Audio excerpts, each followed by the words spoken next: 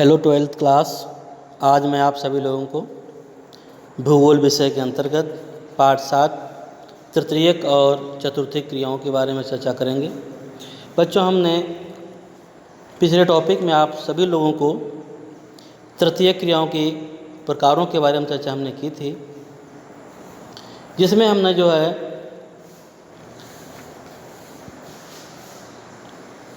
व्यापार और वाणिज्य, ग्रामीण विपणन केंद्र, ग्रामीण क्षेत्रों में आवधिक बाजार,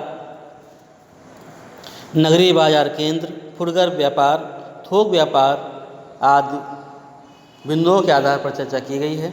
आज हम आप सभी लोगों को परिवहन के बारे में चर्चा करेंगे, क्योंकि परिवहन क्या है, ये एक सेवा क्षेत्र के अंतर्गत आता है। किसमें आता है? सेवा क्षेत्र के अंतर्गत। और सेवा क्षेत्र जो आपका आता है ये तृतीय क्रियाओं के अंतर्गत जोड़ा जाता है, इसलिए परिवहन क्षेत्र को जानना बेहद ज़रूरी है। देखते हैं बच्चों, क्या है परिवहन।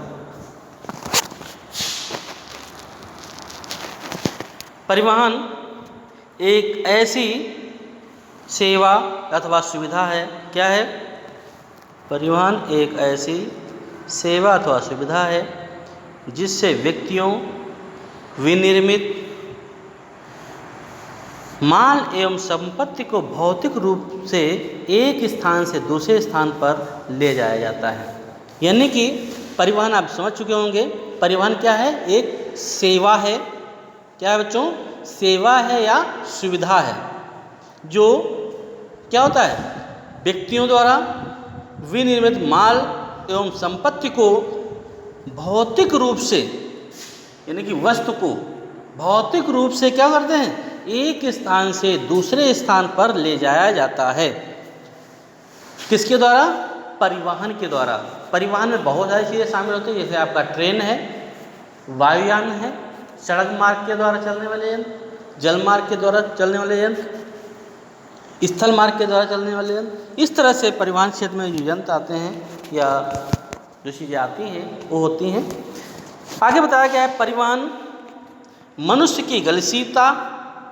परिवहन मनुष्य की गतिशीलता की मूलभूत आवश्यकताओं को पूरा करने, क्या करने?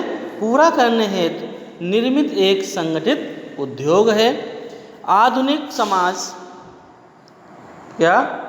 आधुनिक समाज के उत्पादन, वितरण एवं उपयोग में सहायता प्राप्त करने के लिए तीव्र एवं सक्षम परिवहन व्यवस्था चाहते हैं। यानी कि हर कोई इंसान क्या चाहता है? अच्छी परिवहन की व्यवस्था चाहता है। इस जटिल व्यवस्था की प्रत्येक अवस्था में परिवहन द्वारा पदार्थ का मूल्य अत्यधिक बढ़ जाता है। यानी कि जब कोई परिवहन के रूप में अच्छी सुविधाएं चाहता है, अच्छी सुविधाओं के लिए जो है आप जानते हैं उसमें लागत बढ़ जाती है। जो हमारी वस्तु होती है, वस्तु की लागत जो है बढ़ जाती है। आप समझ सकते हैं, जब कोई वस्तु हमें अपने घर में उत्पादित होती है तो वो सस्ती होती है। जब कोई वस्तु हमें बाहर से प्रोवाइड कराई जाती है, दी जाती है, वो मोस्टली क्या होता है? कॉस्टली होती है। इस तरह से परिवहन के द्वारा जब कोई वस्तु आती है तो क्या हो जाती है? महंगी हो जाती है। वही बताया गया है, परिवहन द्वारा पदार्थ का मूल्य अत्यधिक बढ़ जाता है।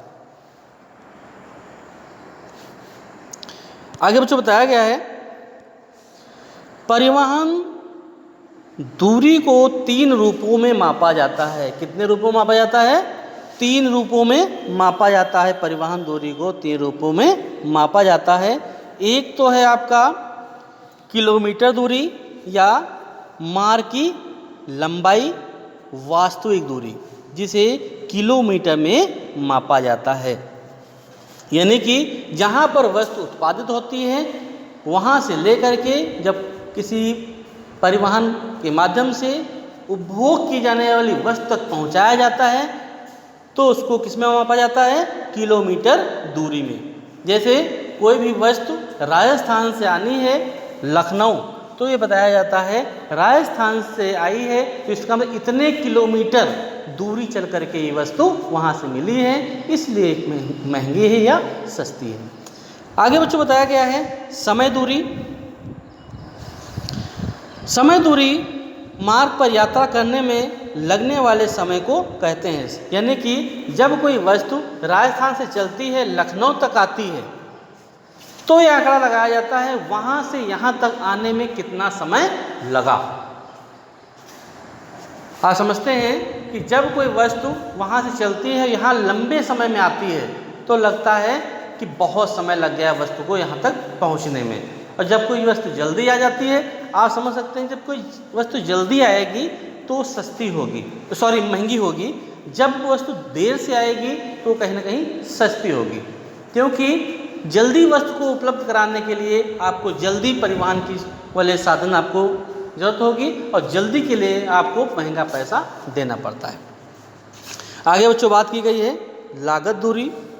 लागत दूरी को यात्रा पर आने वाली लागत के रूप में व्यक्त किया जाता है। लागत दूरी का मतलब है जब हम कोई वस्तु राजस्थान से लेकर चलते हैं तो वहाँ से लखनऊ तक आने में जो लागत आती है, और लागत कैसे आती है? दूरी के हिसाब से। आपने देखा होगा जब आप किसी से कहते हैं, गाड़ी बुक करते हैं, कहते हैं कहाँ तक जाना है, जैसे कहा दिया जाए लखनऊ से कानपुर जाना है, तो कहेंगे लखनऊ से कानपुर जाने के 5000, लखनऊ टू लखनऊ जाने में 500। तो इस तरह से आपने देख लिया लागत कैसे आ रही है, क्योंकि दूरी के हिसाब से आ रही है। अगर दूरी ज़्यादा है तो लागत ज़्यादा आएगी, दूरी कम है तो लागत कम आएगी। वही बताया गया लागत दूरी को यात्रा पर आने वाली लागत के रूप में व्यक्त किया जाता है। आगे बच्चों बताया गया है परिवहन सेवाओं को प्रभावित करने वाले कारक। ऐसे कौन से कारक हैं जो परिवहन सेवाओं को प्रभावित करते हैं? बच्चों जैसा कि बताया गया है परिवहन सेवाओं को निम्नलिखित कारक प्रभावित करते हैं, जिसमें से पहला है आपका क्या? मांग। मांग क्या है? परिवहन के लिए मांग जनसंख्या के आकार पर निर्भर होती है। यानी कि मांग जब लोगों की ज़्यादा होगी तो परिवहन सेवाओं की ज़रूरत ज़्यादा होगी। और मांग किस पर निर्भर करती है? वहाँ पर रहने वाले लोगों की जनसंख्या पर ही निर्भर होती है। बच्चों जनसंख्या का आकार जितना बड़ा होगा परिवहन की मांग उतनी ही अधिक होगी। आप समझ चुके होंगे। आगे बच्चों बताया गया है मार्ग परिवहन हमेशा सुनिश्चित मार्गों द्वारा ही होता है। यानी जो पहले से ही निर्धारित मार्ग हैं उन्हीं पर जो है परिवहन की सुविधाएं दी जाती हैं। मार्ग नहरों, कस्बों, गांवों, औद्योगिक केंद्रों और कच्चे माल उनके मध्य व्यापार के प्रारूप